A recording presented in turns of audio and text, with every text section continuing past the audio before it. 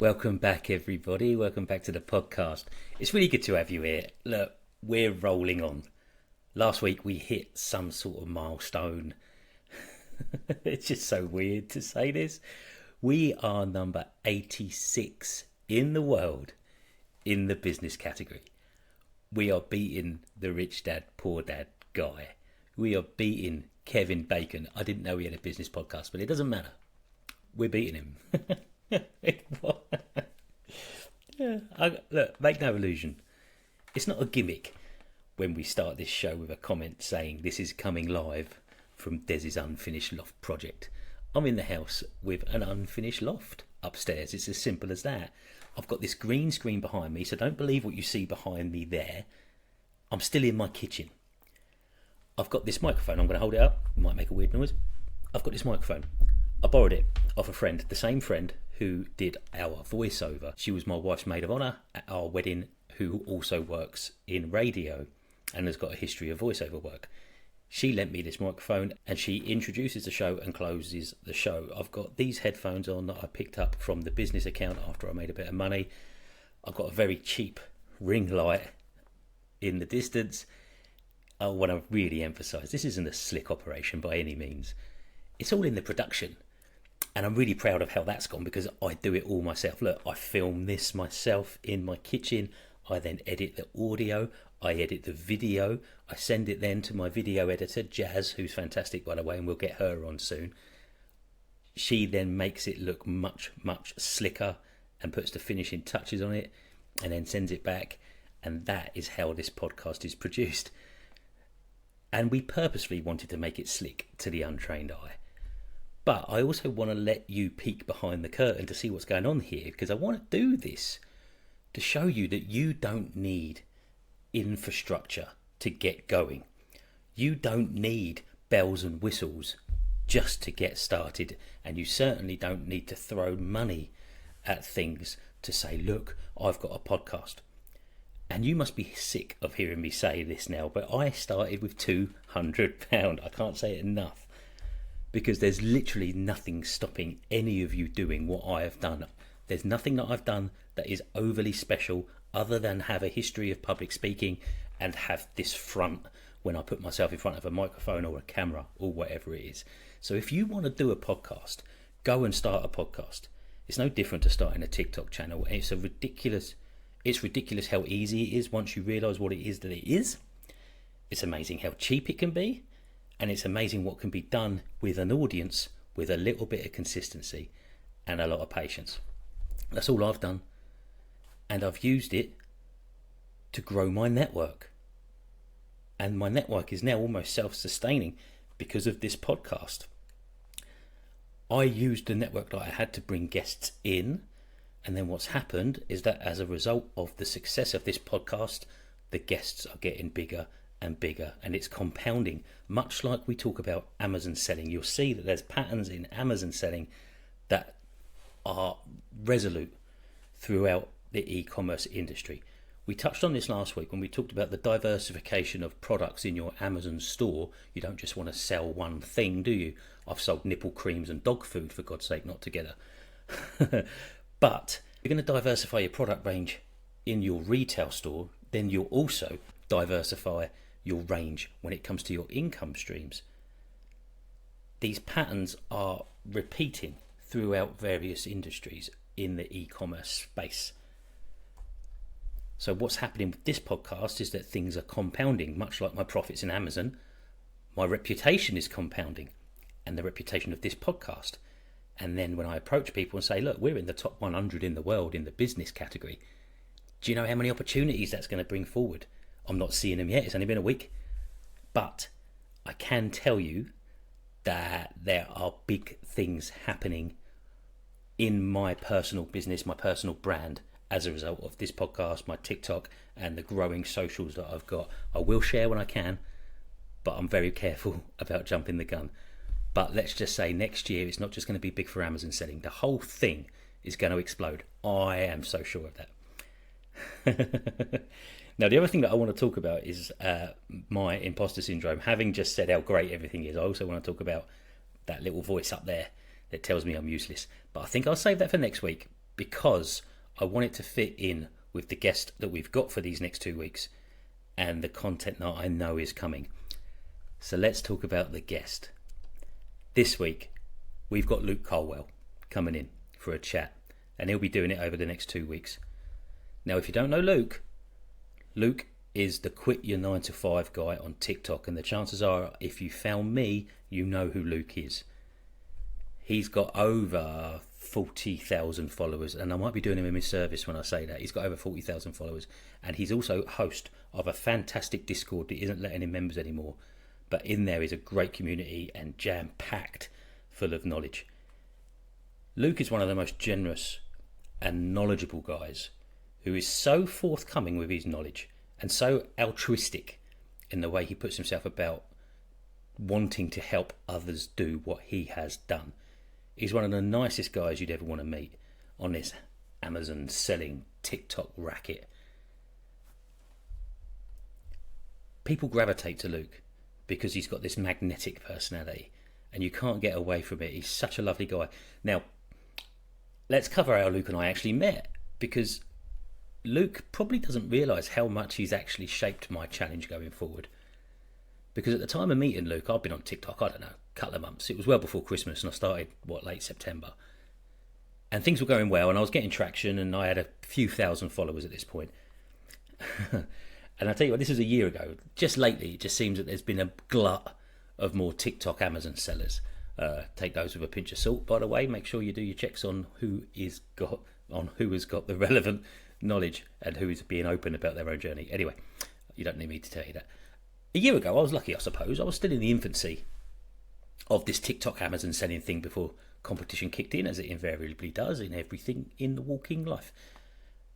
And I was spreading my message that there is no quick fix, there is no get-rich-quick scheme, there is no side hustle for the broke and lazy, there is no 10k a month in 3 months. It's not a thing. It would take 2 years to get going, just like any business, whether it's e-commerce or bricks and mortar. This was the message I was sending out, and it won't surprise you to know that because I talk about it all the time. Luke reached out to me and said, look, I really relate with you. You seem different to other TikTokers. I want to help you in your challenge. And Luke and I had a chat, and then I joined his Discord. I already knew that I liked this guy because I'd been following him, and his posts were great, and the way he presented himself was someone that I thought, you know what, that's who I want to aspire to be. So as soon as he reached out to me, I jumped at the chance. And it goes back to what I was saying before about being naive in this thing. The network aspect of what we do, I just assumed people would come to me. And yes, Luke did, but it was arrogant of me. And now, because of the way Luke is, and because of the things that I admire about him so much, I now do what Luke does. I don't rest on my laurels and just sit back and think, well, maybe they'll come to me. I reach out to people. I go to them and say, hi, this is who I am. Let's have a chat. Because that's the power of networking. And it was Luke that opened my eyes to that. And what's really nice is that as Luke and I have grown together in TikTok over the last year or so, we've lent on each other for various bits of advice on various fields. And it's great. And he's still someone I look up to a lot. And he's still someone that helps me an awful lot. And someone that I consider a friend, you know, and he will be a friend forever. Now, of course, I knew Luke was going to be a guest on this show eventually, but I wanted to make sure that we were up and running. We were tried and tested. It was a slicker operation. And especially now we're fully visual, it's a perfect time to get him on here. Now, it just so happens that at this point, Luke is also launching his own podcast that I can't recommend enough. That's called Panic, and it's about mental health, especially in men. Now, you might not know this about Luke, but he suffers from panic attacks and anxiety. Now, Luke and I, we made this interview about 2 weeks ago, I suppose. And him using this platform in this interview, it was actually the first time that he'd opened up about his challenges, because he knew his podcast was in concept and it was going to get launched within the next couple of weeks. So he knew it was this time to start sharing this side of him. So we're really, really proud that Luke chose this podcast to open up. And I can't imagine how difficult that must have been for him to prepare for something like that. But that's going to be this week and next week's episode. Predominantly this episode, though, is going to be hearing about Luke's journey as an actual Amazon seller, because Luke offers so much advice in his Discord, in his TikTok. we don't actually hear very often what Luke's actual story is. We don't know his journey from leaving college, leaving school, what his first job was, how he first found Amazon selling, what he did to take a punt on Amazon selling, how he scaled up from where he was to where he is. How did he cut his teeth? What was his first sale? How did he start growing? And what challenges did he find along the way? Now, I just want to say, I can't respect the man more if I tried. The fact that he's gone through all of this, all of the challenges that being an Amazon seller present, especially as the competition's grown over the last year, and all of the challenges that a TikTok creator presents as well, because you're exposing yourself to the madness that's out there.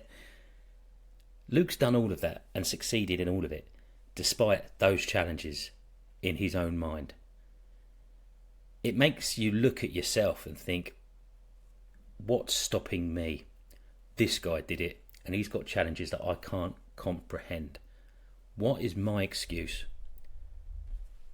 So with that in mind, let's get into the interview, and I'll see you on the other side. Here we are with Luke. Luke, thank you so much for coming on, mate. How you doing? Pleasure, mate. Pleasure. Thanks for asking me to come on. Just sorted out the light, didn't you? No, it should be good, mate. Should be good. I've got a feeling this is one that people are going to be interested in, because if anyone follows me, they usually follow you, and vice versa. Oh, this is why we don't go live. This is why. Right. Yeah. So anyone that follows me, they probably follow you, or they were following you and then they found me.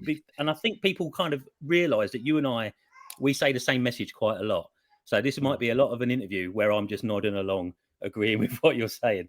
But I think what people are probably interested in when it comes to you, mate, is your actual journey. Because you are fully fledged, experienced, successful, teaching people various methods on how to meet you up there. But how did you get there in the first place? Talk us through your journey. Actually, it's quite interesting. You'd be quite interested in this because you like football. So I started off at 16. Well, 15, I'd done work experience at Portsmouth Football Club, because Portsmouth has always been, I know you're not supposed to have a second team, like United are my first team, but my second team are Pompey. My dad's used to play for their youth team and their reserves. My great granddad used to support my granddad, so all my family used to support them. So my dad's friend had a little bit of an in with Pompey, and we used to go and watch them training. And then we bumped into the kit man, who's Welsh. So I started speaking to him in Welsh, and I was like, I'm 15, I'm going to do work experience in 3 months. And he said, well, do it here. And I was like, all right, sound. Nice. And then I got there, and it was when, can you remember? I don't know if you can remember this, but it was the year when Harry come back. So Harry Redknapp. He went to Southampton. Yeah. Then he come back. That was the year that I got involved. So we stayed up on the last game of the season. We beat Wigan 2-0, I think, or 1-0. I always remember Ben Jarney scored his first goal. Ben Jarney. Ben Jarney scored his first goal. He used to run around like a headless chicken, but he scored his first goal on that game, and it saved us, and it kept us up. So I was on work experience I was supposed to be for 2 weeks, but I ended up doing 4 weeks. I was loving it. I was involved. There's players there that I knew, and I used to watch, and it was just a bit of a surreal. And I got on really well with the kit man. And at the end of it, he said, what are you doing when you leave school? And I said, I'll probably go to college. He said, no, come and work for me. So then I ended up getting a job from 16 to 19 and a half at Pompey. And then we had an actual decent team then. So it was like, yeah, they were the glory years, right? 2 years later, we had Crouchy, we had Jermaine Defoe, we had Sol Campbell, David James, Sylvain Distan, Montari, Diarra, Papa Bupa Diop, who's unfortunately passed away. What a lovely man he was. Just some really, Glenn Johnson, unbelievable players. And for me, as a 16 to 18-year-old, I was in and around that. And as soon as I was 18, we used to go out on every Tuesday to Bournemouth. We used to go to, so it's Glenn Johnson, Sean Davis, Crouchy, all people like that. We used to go out every Tuesday. So it was mad. It was absolutely mad. We won the FA Cup 2008. We was in the Europa League. So I went away. I went to so many grounds across the UK and Europe. And I always remember one of my vivid memories of watching Pompey. I used to sit in front of Harry on the, you know, where like the St. John's ambulance sits normally. So I used to sit. I don't know if you've ever seen the dugouts of Pompey, but Yeah, it's yeah, yeah. yeah. So you got Harry and his row of coaching, and then you got St. John's ambulance. I used to have a seat right next to St. John's ambulance, so I had a great view. And I always remember we were playing AC Milan, and it was 2-0 up, and it was absolutely Hang on a minute. rocking. That's got Pompey were 2-0 up at AC Milan. That's We in the Europa League, it was 2-0. Oh, Pompey we beat United about 3 times when I was there. Liverpool, we used to beat Liverpool every time we played them at home. Man City, but they weren't that good then. Arsenal. yeah. But I always remember Ronaldinho. He was sitting on the bench, and you know his teeth like that. He was there bouncing up and down. I always remember looking at him, and he was loving it. He was. They were 2-0 down, and then the bugger come on and scored a worldie of a free kick, and then they drew 2-2. Gutted, but that was my first experience with work. And then I went to work for my dad. My dad's got quite a big construction business, so I was doing shop fitting for him. I'd done it for about 6 or 7 years. Then I decided, you know what, I can't be in my dad's. I can't be just working for my dad for the rest of my life. That's not what I want to do. So then I started actively looking for a job. And then I went to work in Italy and Germany, where I was a car salesman for a US car corporation. We used to sell vehicles to the military, the US military, because the US military have got bases all over Europe. So we used to sell cars to them. I was there for 2 years, and then COVID happened. Come back. I was like that. Do you know what, Des? I was like, I'm sick and tired of making other people rich. And, I used to earn good money when I was away, but they were making so much money. And I was like, I'm doing all this work. I am better in my life because I'm earning good money, but I'm not building a future here. Like, I'm never going to do this for the rest of my life. So I come home, I had a little look, see what it was about. I was going to start an outbuilding, so like cabins and things like that. I was going to start a new business with my dad. And I was like, again, I'm going to be in my dad's shadow. I'm going to, people are going to be thinking, oh yeah, he's doing it with his dad. And I wanted to do something on my own. So I come across Amazon private label, which mostly people come across private label. So I come across private label, and I was like, do you know what? I don't want to invest 5 or 10 grand into something straight away. Then I come across a course by a guy called Josh Garrett. I can't remember what it's called. It's a good course. I think it was about £1,000. I don't want to plug my own, but mine's probably better, and it was $39.99. But anyway, mate, you're being interviewed. You plug whatever the hell you want to plug. You're all good. I don't need to plug it anymore because I've got rid of it. As in, it's not available anymore anyway. So it's not something that I don't want to do anymore. But anyway, I done that, and it was great. It was showing you how to do retail arbitrage. So that's right up my street. I'm a bit of a wheeler dealer, really. I like, to buy and sell. I always have, like on Facebook Marketplace. So I was like, this is perfect. I started selling all my used toys that was in my mother's loft. I had all vintage Simpsons stuff from 20 years ago, sold them on eBay. And then I made about £1,000, £1,500. I put all of that as a test into Amazon. And let me get you something. Good. Hang on.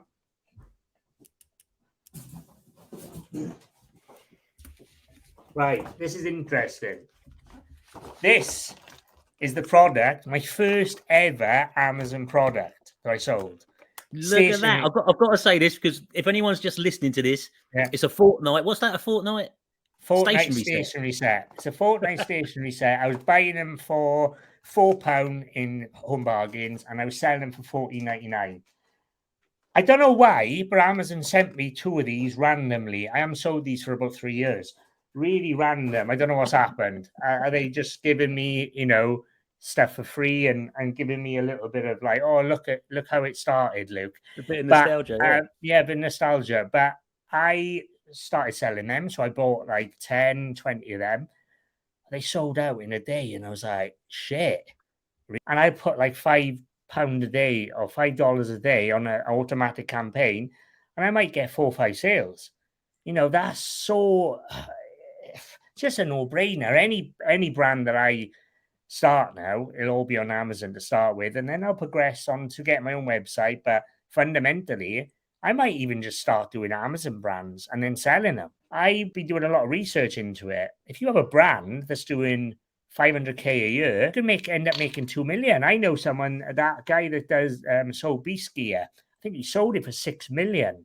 Yeah. And he was only doing, I think it was 1 million a year. He got 6 million for it. It's just absolutely mental. And people still think that you can't make money on Amazon. Yeah, Now, I do think it's harder now. I'll be honest. I think it's a lot harder than when I started. Yeah. But if you're not lazy and you don't go for all the low dangling fruits all the time, and you think outside the box, you can make 6, 7 figures. I'm not saying easily, but it's more than achievable. Mate, everyone that's been in the game for 5 years is at the 7-figure range. Everyone. And that's the key. It's resilience and sticking the course and just keep going, because everyone that's been in it, you won't know an Amazon seller that's been selling on Amazon for 5 years and they're skint. It just doesn't exist. That person doesn't exist. Really? Then I just went full pelt. I got 5 grand for my savings, and I was like, yeah, I'm going to just put everything into this. So I went out. I was going round. So I first started in Argos. I was buying Lego in Argos. There was about 5 or 6 different types of Lego, and I was going around all of South Wales picking up as much as I could. So I think I ended up with like 30 or 40 different products of this Lego. So then that sold, and I was like, Jesus, what else can I sell? Started doing retail arbitrage then, going to Tesco's, scanning products using Buybot Pro, and that was it. That was the floodgates for me. I was like, I think I made in the first 3 months, I made 85K. So I had to go VAT registered. Wow. I never, ever thought I could do this. I think the first month on Amazon, I think I done about 8 to 9 grand. And then the second month, it was something like 25. And then it was December. And I think it was way over 30. So it was whatever. And then I remember January the 11th, I went VAT registered. So I must have made 85K from the middle of September to January. And obviously it takes a couple of weeks. So I probably went should have gone VAT registered at the end of December. So it was about 3 months. And I was like, Jesus Christ. Like, I've just built this up from 5K. And this is why I tell people, this is the perfect time to start selling. You can turn 5K into, I'm not saying everyone can do 85K, because a lot of people have got their own, 9 to 5. I went into this 100%. This is all my focus. And it was during COVID time. So not many people are out in the shops, and it was a lot easier. Yeah. But you can easily turn that 5K into 25, 30 grand in revenue and double your money, triple your money in this period. What would that do for you? What would having an additional £1,000 a month do to you and your life? That's massive for a lot of people's lives. That can pay their mortgage, that can pay their council tax, their electric. It might not pay their electric and gas at the fucking moment, but it's helping you out. This is why I say you need to start a side hustle. And that's what I done. I started a side hustle, and then it's just evolved into this big business that I never, ever thought I would have. And it's given me a platform like on social media, and it's given me so much. And more than anything, it's given me my life back. It's given me something that I can thrive to do, and I can push and pursue every single day. It's made me obsessed again with making my life fulfilled. And I think a lot of the time when I was working for other people, we'll get into this later on, obviously, but it's just like Groundhog Day every single day. Like with Amazon, I don't know what's happening the next day. Something could, I don't know what I'm doing half the time. I've got a calendar, but something might come up and interest me, and I'll do that. It's just a perfect business model for me. But it's not for everyone. Not everyone can do this. Not everyone's got the personality to do this. And it's just, but for me, it's the best business model to start as a beginner, and then maybe it evolves into something else. Maybe you've got more of an interest in doing social media or something, but this is a great gateway into side hustling and to business in general. I've just talked for about 15 minutes, and so I do apologize. I do like to talk. I'm very That's why I got you passionate. on here, mate. That's what, yeah, I can't be doing most of the talking. I talk enough on this show. It's good that someone else comes on and takes the burden. But I think this is important, mate, because this is you in a nutshell. You're so infectious. You're so passionate and you're so optimistic. It's impossible not to get swept in with you. It's impossible. When you can say, look at me, I took $5,000 and I was VAT registered 3 months later. How can anyone look at that and go, no, I don't believe it? It's so genuine, Luke, because it's so obvious how hard you work as well. Yeah. This is the other thing. The freedom that you've got, it's earned. You've deserved this because of the graft you put in and the chances you took. You had that first sale, you had your fortnight thing, then you went, right, that worked. I had some Lego thing, that worked. I'm throwing everything I've got at it. Yeah. You didn't just dip your toe in the water, mate, did you? No, I jumped right in there head first. Yeah, I think that's really, really important. But So give us the headlines. that is not for everyone. Like, not everyone can risk that $5,000. Like, and I'm not saying you need to start with that amount. You start with what you have and what you can. The way that I say it, starting anything, I lost a lot of money in Optimus U, like a lot, 15, 20 grand.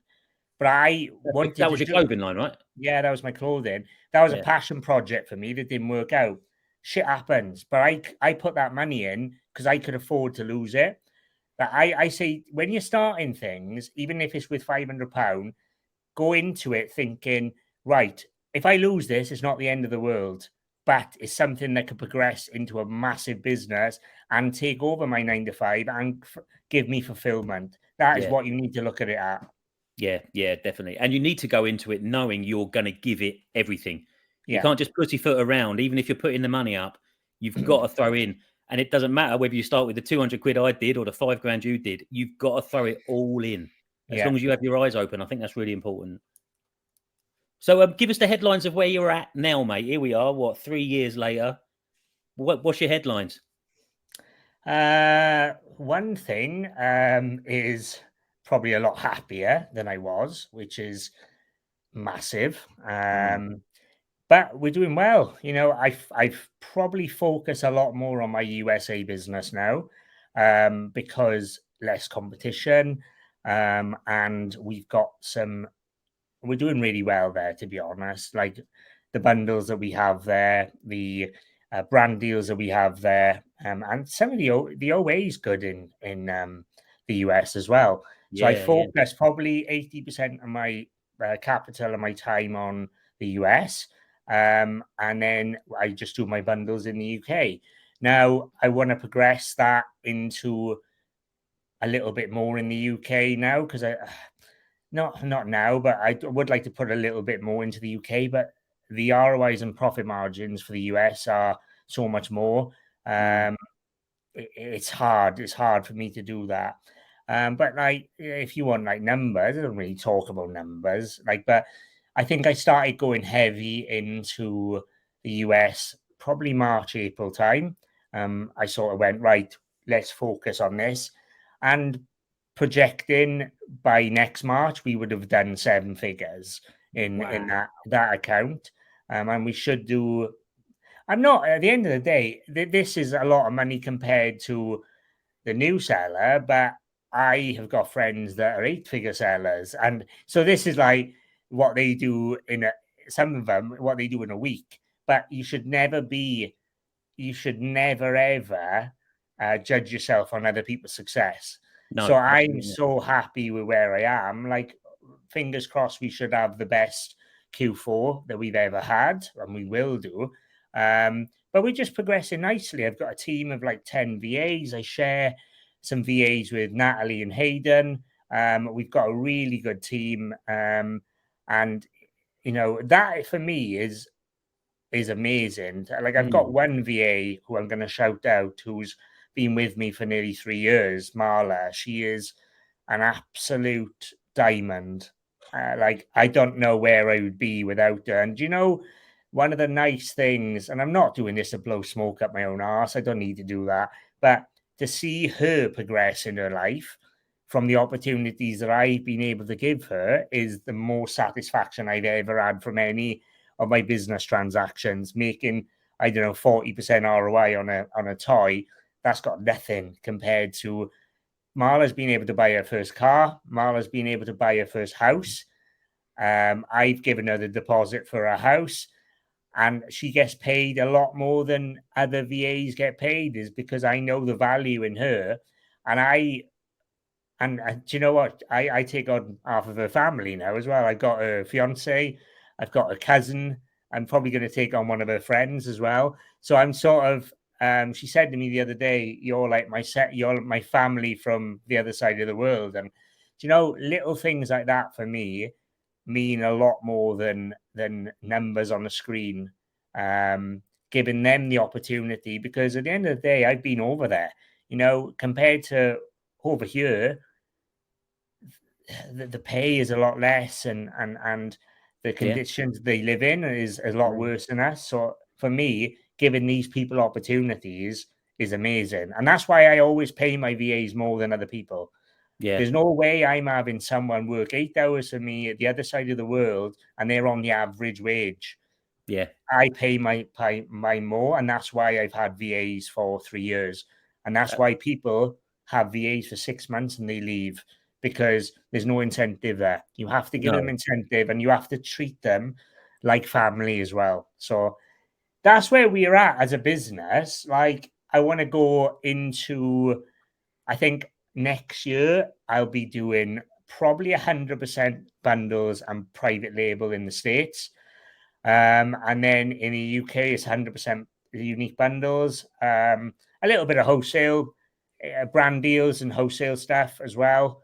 Yeah. But I'm going to get out of OA. The thing with OA is it's a great startup for anyone, retail arbitrage and OA. But unfortunately, you get some bell ends.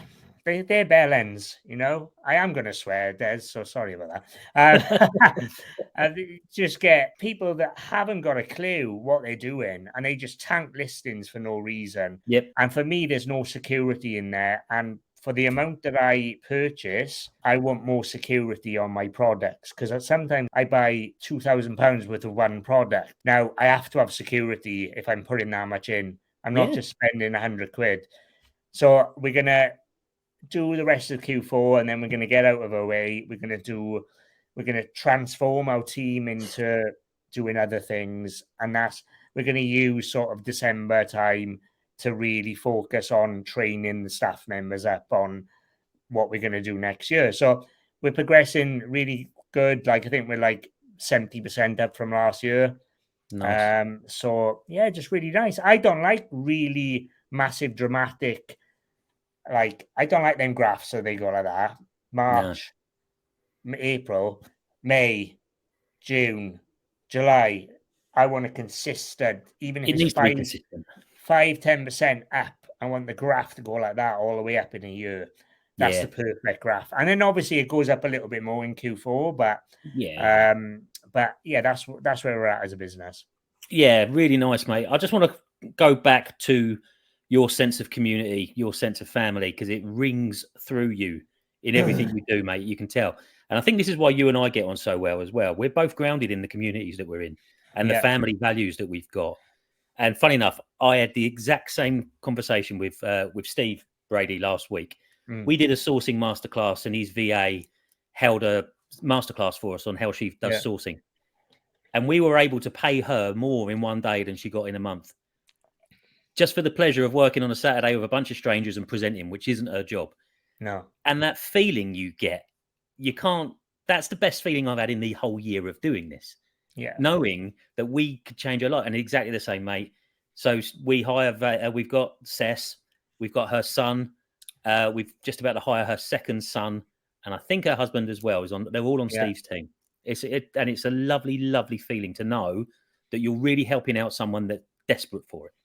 Yeah, you have to connect with these people, you know, they're so fundamental and integral to your business. So why would you pay them what everyone else is paying them? This is why I bang my head against the wall sometimes, and I get it in my community. People moaning about their VAs are shit or their VAs are leaving.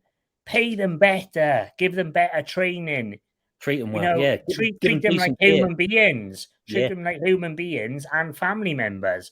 Show them love, show them affection, not like that, but you know what I mean?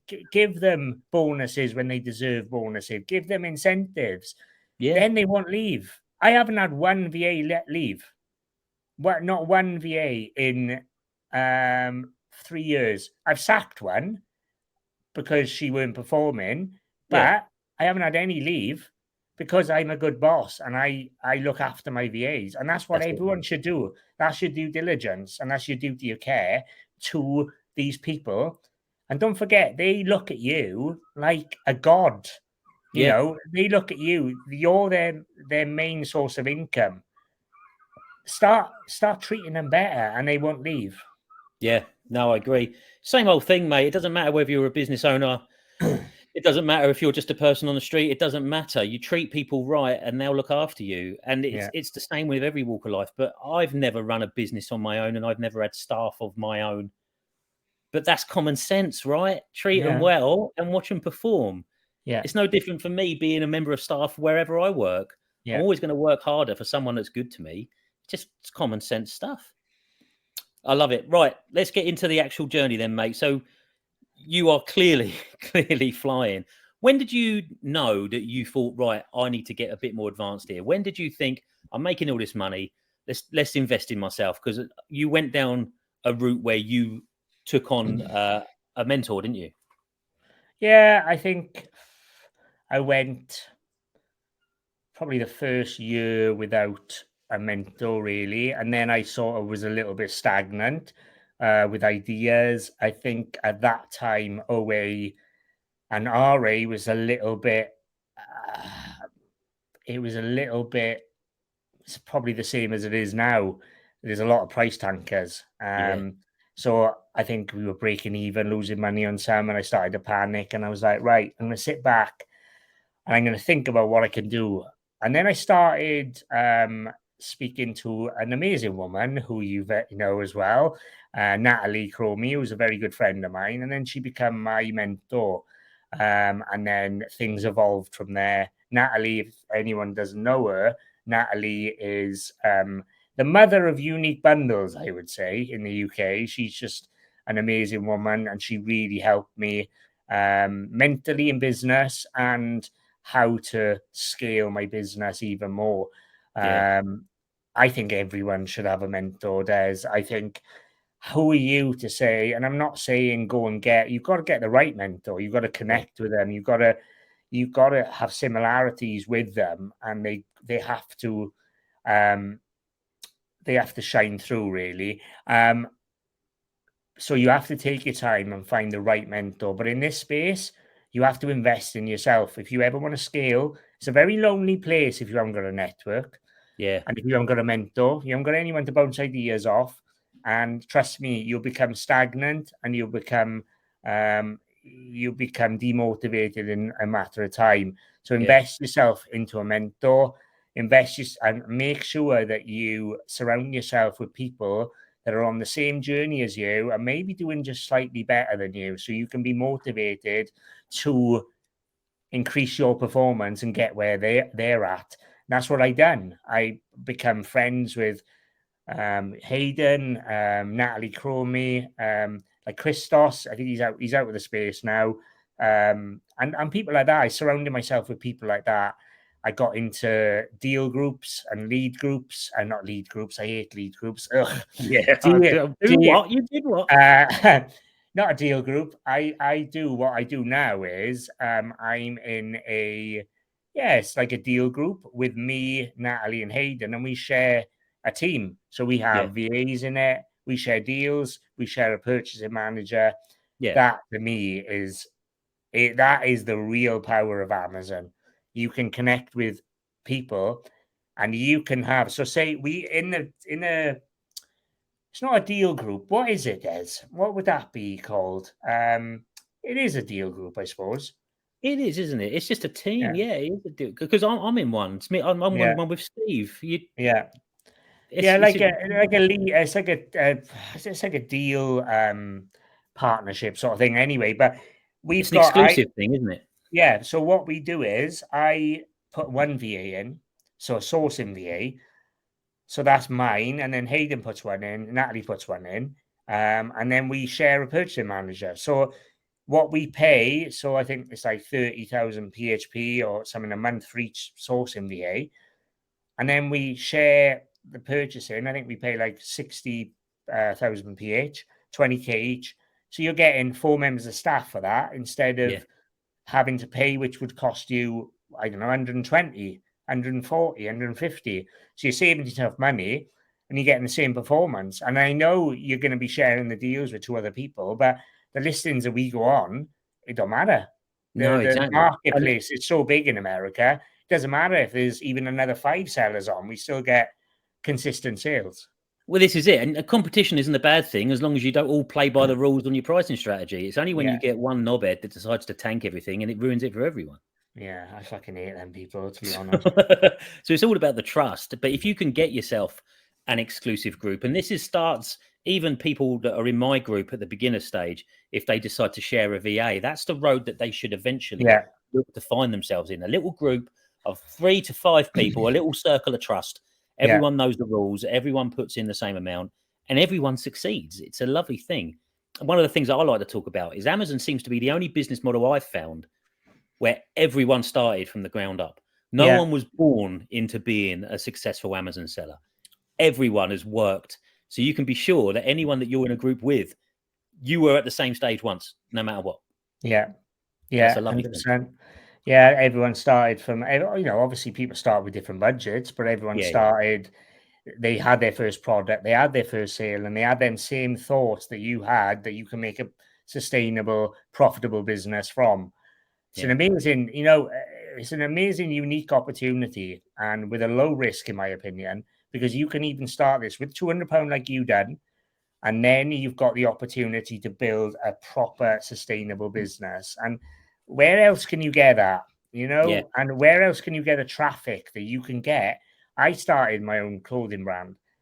Do you know how much I had to pay for ads for one sale? It was Oh, ridiculous. It's like hundreds of pounds per sale. oh, So I was losing because you have to do it for the traffic. yeah. I can do a bundle on Amazon, a unique bundle, my own gift set, and sorry, my phone's going. No, I put a unique bundle on Amazon, and I put like £5 a day or $5 a day on an automatic campaign, and I might get 4 or 5 sales. That's so just a no brainer. Any brand that I start now, it'll all be on Amazon to start with, and then I'll progress on to get my own website. But fundamentally, I might even just start doing Amazon brands and then selling them. yeah, There's a massive, because I've been doing a lot of research into it. If you have a brand that's doing 500K a year, you can sell that brand for 3 to 4 times this work. Is a year revenue. that's right. So you can end up making 2 million. I know someone, that guy that does sold beast gear. I think he sold it for 6 million. Yeah, And he was only doing, I think it was 1 million a year. He got six that's it. million for it. It's just absolutely mental. And people still think that you can't make money on Amazon. Yeah, Now, it's incredible. I do think it's harder now. I'll be honest. I think it's Yeah, a lot harder than when I started. yeah, yeah. But if you're not lazy and you don't go for all the low dangling fruits all the time, and you think outside the box, you can make 6, 7 figures. I'm not saying easily, but it's more than achievable. Mate, everyone that's been in the game for 5 years is at the 7-figure range. Everyone. And that's Yeah, the key. It's resilience and sticking the course and just keep going because everyone that's been in it, you won't know an Amazon seller that's been selling on Amazon for 5 years and their skin. It just doesn't No. exist. That person doesn't exist. Right. That was the first part of the episode. Did any of that surprise you? Did any of that make you think, I didn't know that about Luke?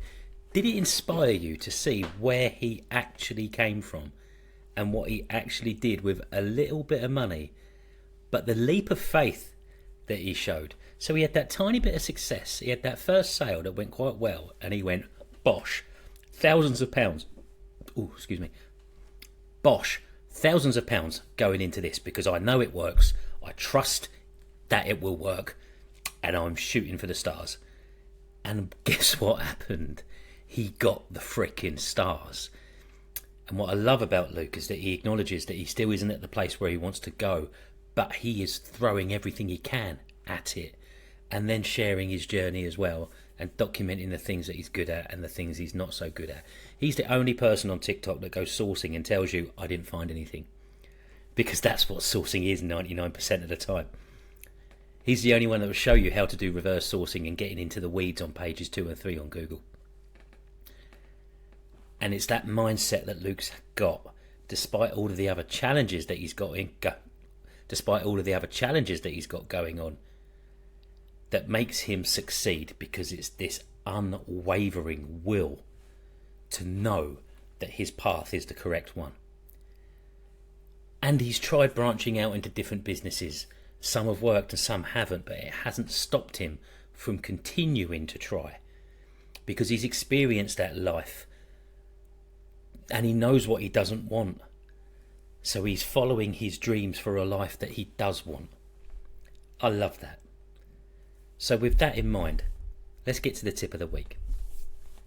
Tip of the week. Just get going. If this episode can show you nothing else, I started a podcast in a kitchen with second-hand kit and nothing but me learning about how to do it. And we have got a top 100 in the world podcast in the business category, Swimming with Sharks. Luke spent his time spent some time as a kit boy, spent his time on a building site and went, you know what, I'm not doing it. And he just got going and thought about it afterwards. I am 13 months into this thing and I am still a long, long way to go, but I'm 13 months in, still learning, still taking action, and look what's happening. So if you're listening to this and you haven't got started yet, what are you doing? Come on, let's have some tough love. Pull your finger out your ass. Get into our Facebook group, reach out, start learning, and get a deadline in place for the day that you go live in whatever it is. It doesn't have to be Amazon selling. We had a lady join our Facebook group last week. She's written 27 online courses on her stand store and is turning over 20 grand a month. And she thanked me. And I'm nowhere near 20 grand a month, but somehow she's done it off the back of my advice. She took action. So come on, find something you're good at and just get going. Tip of the week. Okay, that will do it for this week. Thank you so much for persevering. I'm hoping this visual thing works out, because I'm doing this with a green screen behind me and I'm putting a leap of faith in. But you know what? I've just got going. Come on, you know the deal by now. Okay, let's get the music. Let's get the voiceover lady. Let's do the usual things. Please give me a like, give me a follow, give me a subscribe. If you're watching this on YouTube, do all of the same things in a YouTube world. Tell your friends about this podcast, because we are building and building and building. And wouldn't it be lovely to say, I knew that guy when he just got started off? Because I'm not stopping. That'll do. I'm rambling. See you next week. Take care. This podcast is for educational and informational purposes only and should not be considered as financial advice. We know times are tough right now, and if you are struggling financially, please seek help from an appropriate organisation. We've included a link to the Citizens Advice Bureau in the show notes. Remember, you should always consult with a qualified professional before making any significant financial decisions.